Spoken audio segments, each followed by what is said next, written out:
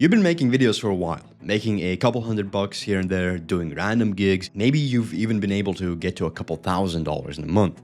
But your income is inconsistent, it's unpredictable, and realistically too low to afford the life that you want. If this is you and you've been thinking about how to turn this into an actual business, how to get to and stay above 10, 15K consistently, this video is for you. My name is Gundars, and last year I went from going into debt as a freelance videographer, losing all my savings, having to leave Dubai and move back in with my parents, to then turning all that around and in half a year saving up and going back to Dubai for a second time, hitting $9,000 USD in my first month back, 10xing my income, working with names such as Hamza Chimaev, Afnan Khalifa, Richard Yu, and many other dream clients. Now, how was I able to do that? To turn this little video hobby into an actual business that is bringing me toward my dream life. That is what I'm going to be talking about in this video. And no, it's not what you think. It's not because my videos are crazy good or because I have a great portfolio or because I have a big personal brand. I don't. I'm literally just a kid from a small town who never settled for mediocrity. So let's get right into this video. So first business lesson, and I promise this is going to make sense in a bit, is do not upgrade your gear. In business, everything is about ROI. You have a finite amount of resources to allocate, and if you want to run a successful business, you must allocate them toward the highest return investments. So if you're currently drooling over some $2,000 lens, ask yourself, how much more revenue is this lens going to generate for my business? Are my clients going to pay me more because of it? Because if we're being real, the answer is probably no, they will not.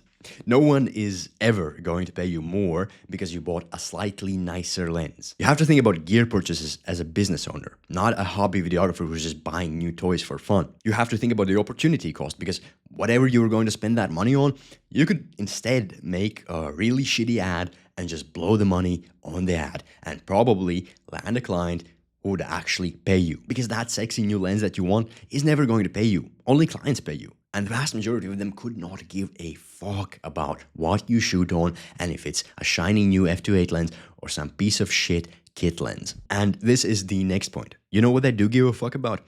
Money.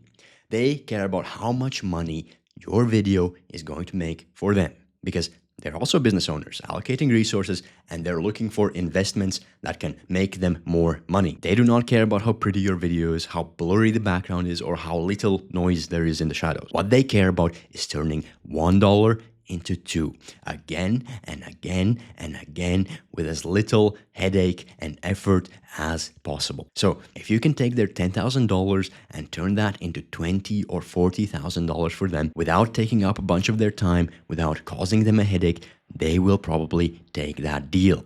Now, you might be thinking, how the fuck am I going to generate $40,000 of revenue for anyone? I'm just a guy with a camera. And you see, that there is the issue. You are just a guy with a camera. But guess what?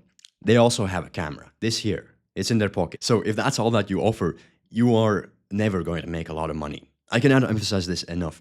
Your videos need to drive business outcomes. That is what you get paid for. I'm ignoring music videos, I'm ignoring wedding films, because in all these niches where there isn't a very direct financial return on the video, where a pretty video is the point, they are very limited in what you can charge and extremely competitive. Because as videographers, a lot of us would obviously love to just make pretty videos all day without caring about anything else. So that is why I would never recommend anyone to go into those niches. So now that we have gotten that out of the way, the question is, how do you go from a guy with just a camera to a guy who can make other people money with his camera? And the answer is that you have to become a marketer. You have to make videos that get your clients more leads, make people trust them and push them toward paying the business, which in turn will pay you. This is a lot different than making pretty videos. Pretty videos can be a route to getting more leads and converting more leads, and it may be required for the brand image, but it is only one of the many tools in your new toolkit. And as a video marketer, it will be your job to pick the right tool. It's not the job of your client. So I'm going to say this again. If they're telling you what video to make and how to make it, you are just a disposable cog in their machine. If you're the one telling them what video to make, well, Now you have an actual client, not just an employer. The way that you want to think about it is that the client is a patient and you are a doctor. The client has a problem. They want more money. So you talk to them about the symptoms, what's going on in their business, and you provide a diagnosis. For example, they need more leads. Then you prescribe the cure. It might be 30 short form videos a month. It might be 4 long form videos. It might be paid ads. And of course, whatever cure you provide, it should be tailored to them, not to what you like to do. If they have a headache, you should probably not prescribe a breast enlargement surgery just because you like doing breast enlargement surgeries. That would be malpractice. If what the client needs is plain simple 30 short form talking head reels, do not sell them 5 cinematics. And if all you know how to do is cinematics, you should still sell them the 30 talking heads and then just learn how to do it on the job. And that includes scripting because you're a marketer now, remember? And as a marketer, your highest leverage skill is not being able to use a camera. It's your ability to come up with ideas that solve the issue and then make sure those ideas get implemented correctly. So when you sell these 30 talking head reels, you don't want to just be the guy standing behind the camera and nodding his head. You want to be the guy who decides the format, comes up with the ideas, writes the scripts, records the videos, handles the editing, and then also posts them for the client. Someone who can handle that whole process is easily 10 to 20 times more valuable than just a videographer and will get compensated accordingly. But the thing is, you're not going to have to work 10 to 20 times harder. Yes, you'll have to learn some things and you'll probably have to work a bit more, but you probably already can do half the job. And once you can do the other half, you can just outsource it and keep the 10 to 20x difference. And now you have an actual business. And all these things that I'm talking about, I did not know this a year ago. I did not understand this. I was stuck probably in a similar situation to you as an artist, as a video guy, making pretty videos and getting paid fuck all for it. That is why I went broke in Dubai. But after I understood these things, it did not take me a long time to implement. It did not take me a long time to learn these skills or to get my first big clients and switch my identity from an artist to a marketer and business owner. Because I already had experience filming, working with clients, delivering good videos. I'd seen what videos worked and what didn't. I also had an okay portfolio. So all that was left to do was to go and get these new clients. So how did I do that? As a broke videographer who got kicked out of Dubai, stuck in a small Eastern European country where all that people do is bitch and moan about how there's no money to go around. Number 1, first and foremost, I posted my work. I posted BTS and I made sure it was all visible on my profile. Any cool, impressive job that I'd done, people could see it right away. Second, outreach.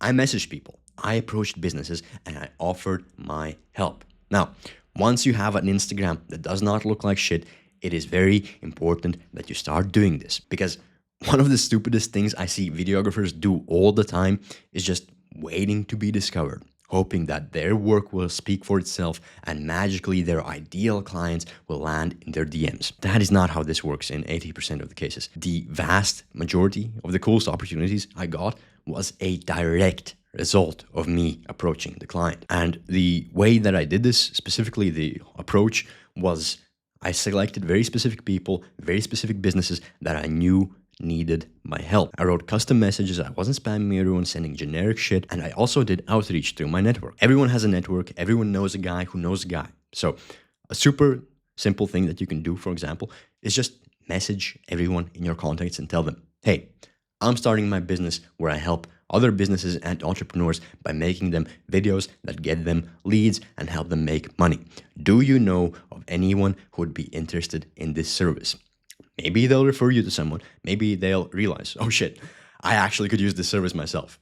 Either way, these messages cost you nothing. It is perfectly fine if 99 out of 100 lead nowhere, because you only need one of these high-ticket clients to get your business started and to get some room to breathe. Of course, I already know what you're probably saying to yourself because this is something that I struggled with myself, and it's the thought of, what are people going to think about me? What if I fail? And the thing is that if you are broke right now, if you do not have the life that you want, you gotta understand that you need to be shameless in trying to get it. Closed mouths do not get fed, because how the fuck are people supposed to pay you if they don't know you exist? You should not concern yourself with what people think. People come and go, and most likely you will not know most of them in a couple years. The only thing you should concern yourself with is your own opinion of yourself.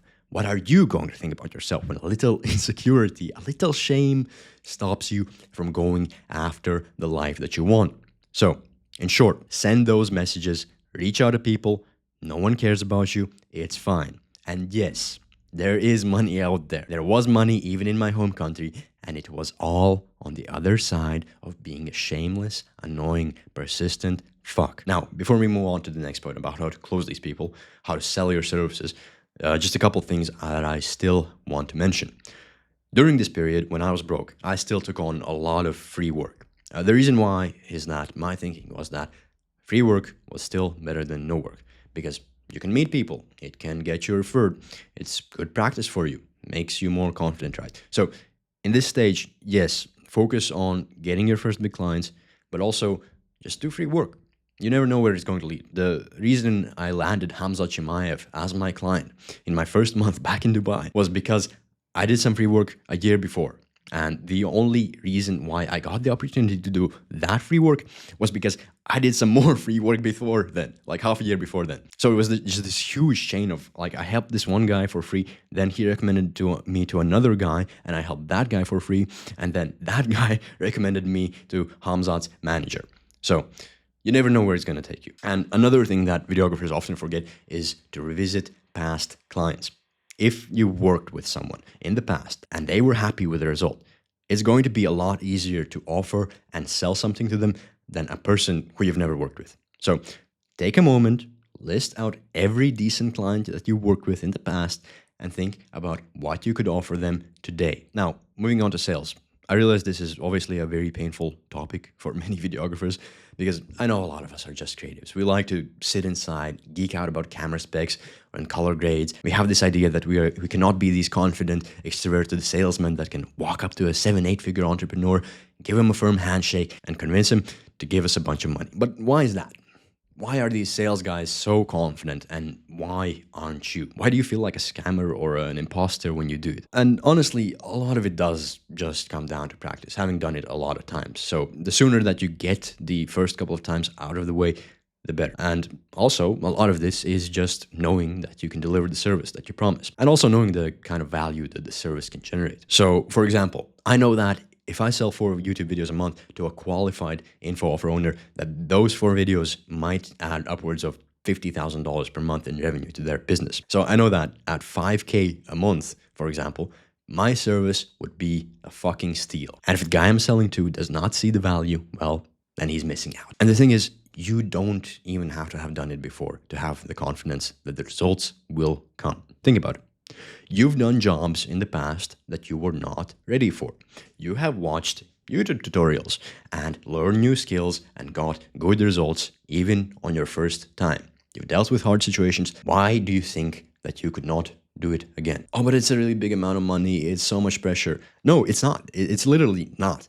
These people have deep pockets. To them, 5K is probably less than 500 to your current clients. And the thing with a lot of these high-ticket clients is they are very reasonable. They are very understanding. They know it's a big, complicated service they're paying for, and they are used to taking risks. They are used to hiring and firing. They are used to gambling sums of money that for you might seem obscene. Their risk tolerance is much higher than yours, and they're used to failure. As a result, their expectations a lot of the time are really not as high as you think. So please just don't even worry about how are you going to fulfill it until you've gotten the sale. Figuring things out on the fly is a perfectly normal part of business. And if you find yourself out of your depth, you should be grateful for the opportunity, because that is the fastest way to learn. That is how I made the progress that I did as fast as I did. So please get comfortable with being uncomfortable. Now, I'm going to explain on a high level what a good sales call should look like, so you have a basic idea. First,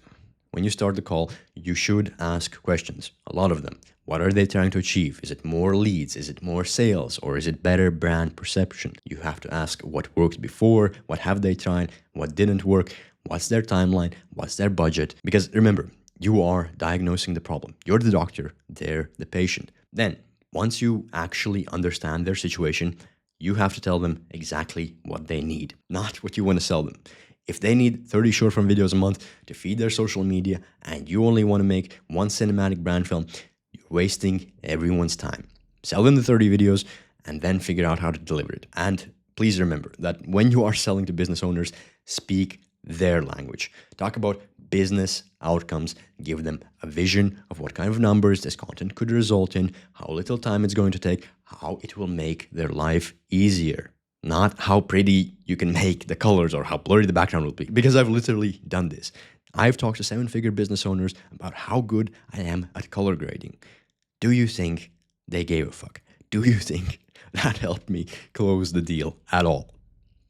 It did not. Now, as for the price, you need to charge what you're worth. I know, it's very hard. But remember, you are not doing charity work here. If the value that you're providing is worth 5K, charge 5K. Do not give discounts for no fucking reason. And if they ask for one, still don't give it, because that is not how you get a good client. I don't care that you've never charged above 1K for a client. If your videos are going to generate them 50K in revenue, 5K is a steal. They know it and you know it. So please get any kind of ideas about hourly rates and per video prices out of your fucking head, because the only thing that matters is the value that's being provided. All right, so you closed the client, you got the bag. Now what? Now you have to actually deliver. And this is where a lot of videographers fuck it up, because they're still thinking like artists instead of business owners. Here's the reality. When you're working with high net worth individuals, with serious business owners, speed and consistency matter way more than quality. I know that hurts to hear. I know you want to make the most beautiful, perfectly color graded masterpiece, but guess what? They don't care. They care about results. They care about seeing content go live. Money loves speed. I'm sure you've heard this saying. The faster that you can deliver, the more valuable you are. If you take 2 weeks to deliver one video that's perfect and your competitor delivers 5 good enough videos in that same time, guess who's keeping the client? Not you. And consistency is everything. Consistency will result in compounding gains for both you and your client. Without consistency, you're starting from zero every single time. Your client's audience forgets about them. The algorithm forgets about them. You have to rebuild momentum from scratch. And that is expensive and exhausting for everyone. And the thing is, from my own experience, it's usually not the client that's insisting on these really complicated, fancy edits. It's usually the videographer who wants to show off because deep down inside, they're not that confident about themselves. That is the primary reason why I've pushed complicated edits onto clients. And that's the reason why I've done these crazy fucking color grades that took me way too fucking long to finish, that were unmanageable. The lack of confidence is realistically the main reason why I've done the biggest rigs on my cameras ever. None of it is because it needed to be done. It was just me showing off. So as a result, what ends up happening is that you put in a shit ton of effort, you take way too long to deliver, you get stuck on making the best possible video, you fall behind deadlines, and the client relationship deteriorates. All because you weren't confident enough about your work, so you decided you had to torture yourself and show off for it to be worth the price you asked for. But the reality is that no one cares about how much you made yourself suffer to make a stupid little Instagram reel. They just care that the reel performs or not. Does it make money or not? And the reason that it's going to or not going to perform has very little to do with animations or color grades or your editing skills. 90% of it is just the idea of the video, the concept and the hook. On YouTube, it's just about the idea, title, thumbnail in the first 30 seconds. Everything else is largely bullshit and does not matter anywhere near as close to as much as those things. You do not need to be fucking wasting your time on fancy animations at fucking minute 20 of a YouTube video. So here's what you should actually do as a business owner. Shoot simple, don't shoot in log unless you absolutely have to. Don't overcomplicate it with multiple cameras, crazy rigs, and crazy lighting setups. Get in, get the shot, get out. Don't get stuck on making the videos perfect. Focus on getting them done so you can move on to the next. And during the shoots, you need to communicate clearly and lead confidently. You're the professional. You're the most experienced person there. So it's up to you to tell them what to do, what to say, and if they fuck up, to tell them that they fucked up. Most clients will love you for it, because what's the alternative? Them juggling it all themselves and telling you how to do your job? Sure, there will be a few that might clash against you and try to tell you how to do things because they're also not super confident about it. And sometimes they do have valid points, but for the most part, you do not want to give them much authority. You want them to shut the fuck up and let you do the job that they hired you for. Because remember, you are the doctor and they are the patient. The doctor is not going to take tips from the patient about how to sew the fucking patient's finger back on. Same thing after the shoot. High net worth clients and business owners, these people love clear communication and they do not have time to chase you for updates. So you update them first.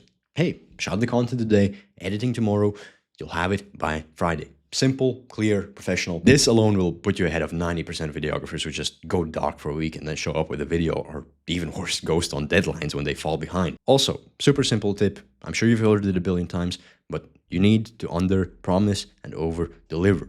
If you think that you can get it done in 3 days, tell them 5. Then deliver in 3. The client is going to think that you're a magician. And when the client is happy, that is when you offer to lock in a retainer if you haven't already. Retainers is how you'll make your own income predictable and consistent, and it's also how you'll get truly big results for your clients and scale their accounts from 10 to 100k followers or subscribers or whatever. You're never going to do that in one gig, and that's exactly why long-term you want 90% of your income to come from retainers, because that's where the big money is at.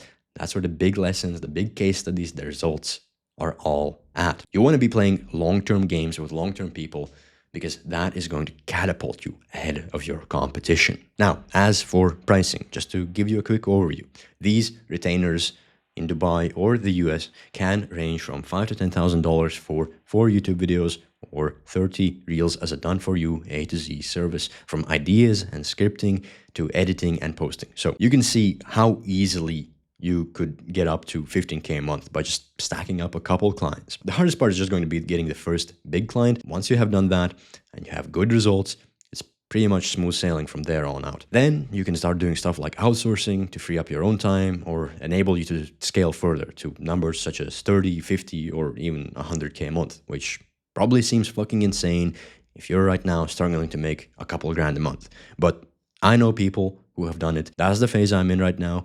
That's my intention. I'm not going to stop at 10, 15. Of course, you can do whatever you want when you get to your first 10k months, see how it feels and then go from there. All right. So one last thing before you go. If you are serious about scaling to 10, 15k a month with your video business, me and my friend have built something specifically for you. We are launching a community-owned school where we help videographers scale their agencies. We both hit our first 10, 15k months last year, so all the lessons are still fresh in our heads. And between the two of us, we have been through everything that you are about to go through. Inside this group, we are going to be doing weekly calls where we help you with everything we just covered in this video. Sales, fulfillment, scaling, client acquisition, all of it. You can ask questions, you can get feedback on your outreach messages, your pricing, your offers, outsourcing, whatever you're stuck on. So if you're serious and you're looking for help, the link is in the description, and the sooner that you join, the better your experience is going to be, because it's just going to be less crowded and we'll be able to give more time to each one of you individually. So that's all from me, and I hope this video helped.